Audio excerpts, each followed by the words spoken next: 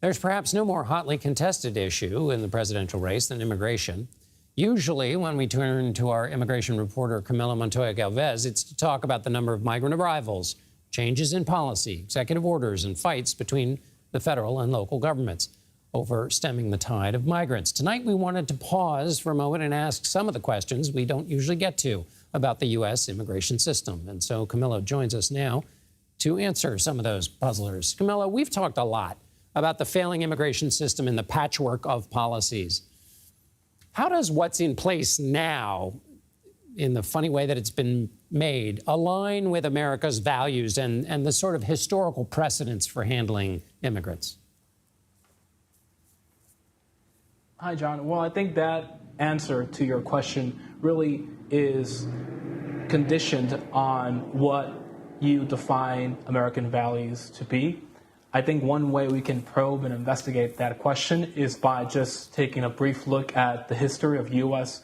immigration policy. During the early years of the American Republic, the U.S. did not have any federal immigration regulations. The federal government was really not involved in federal policymaking on immigration and border issues. It wasn't really until the late 19th century when the U.S. government started taking a federal approach to immigration, primarily to restrict it. The U.S. enacted the Chinese Exclusion Act to bar the entry of most Chinese immigrants for years. The U.S. also started targeting low-income immigrants through the public charge law that makes it harder for people who are deemed to pose an economic burden on the country to stay and to come here to the U.S. And after those laws, the U.S. really started restricting immigration from countries outside of Western and Northern Europe, including Africa and Asia. And so for many decades until the turn of the 20th century, the U.S. did not see a lot of immigration, legal immigration, that is, from Africa and Asia. But then this national origins quota system that favored immigration from Northern and Western Europe was dismantled when the Immigration and Nationality Act was passed in 1965. And that really opened up legal immigration to the U.S., John, to the rest of the world, including Africa and Asia. And we have seen dramatic increases in legal immigration from those regions of the world since then. Obviously, we have to discuss the situation at the U.S.-Mexico border. For many years, many of the migrants coming to the border were Mexican men who were looking to work, mostly in the 90s and early 2000s. Now we're seeing migrants from across the world, many parts of Latin America, but also from far-flung countries in Africa and Asia come to the border. And most of them are now requesting asylum, which is a big change from prior eras in American history. And right now we have a legal immigration system that is mainly, outlined by three categories. We have employment-based immigration for employers who need workers, whether they are temporary farm workers or agricultural workers or non-agricultural workers, but also permanent workers who are sponsored by American companies.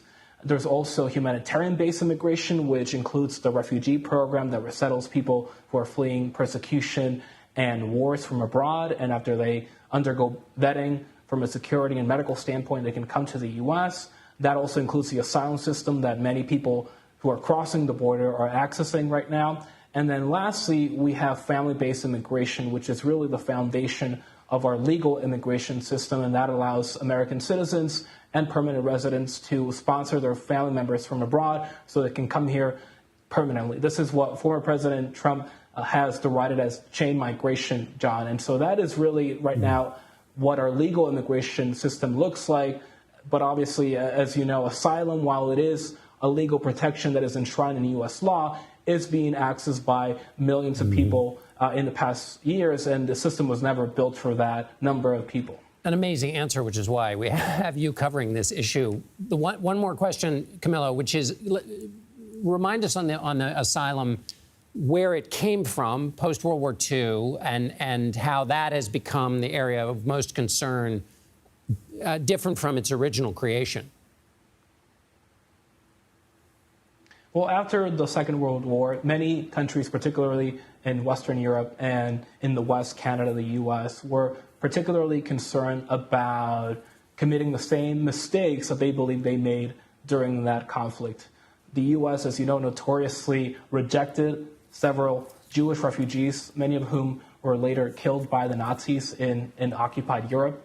And the U.S. and other countries wanted to avoid those mistakes. And during the Cold War, the U.S. and many countries around the world subscribed and signed on to United Nations treaties that essentially require countries right now to screen migrants who say that they are fleeing persecution based on certain grounds, such as their religion and politics, and to ensure that they're not returning people to places where they could be harmed. But right now, as I just outlined, John, the system that was built during that time period is just not designed to accommodate the volume of people that the U.S. is now seeing coming across the border.